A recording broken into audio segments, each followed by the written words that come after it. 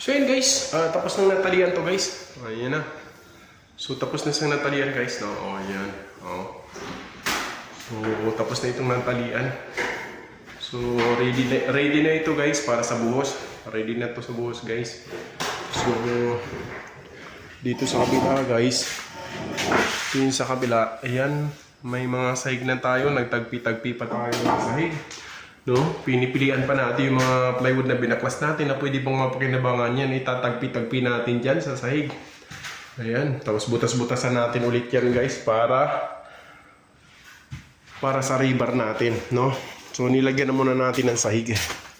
So yun no. Tapos sabay na rin dito sa dulo guys. Sabay na rin to dito sa dulo. Ayan o. Nakababa na rin to guys. So ito. Tagpi-tagpi din no. So ayusin na natin yan guys para makumpleto yung takip natin. Para butasin din natin para sa rebar. Malagyan ng bakal. Sabay-sabay na to buhos guys.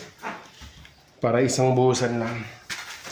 So isang buhusan lang yan guys. You know, sa ngayon tayo ay uwi na muna. Ayun. So bukas linggo guys. Wala tayo bukas. So family day. So sa bahay muna tayo bukas kasama ang ating pamilya. Ayan. So hanggang dito na naman guys. Sa mga hindi pa nakasubscribe dyan, ayan, please subscribe.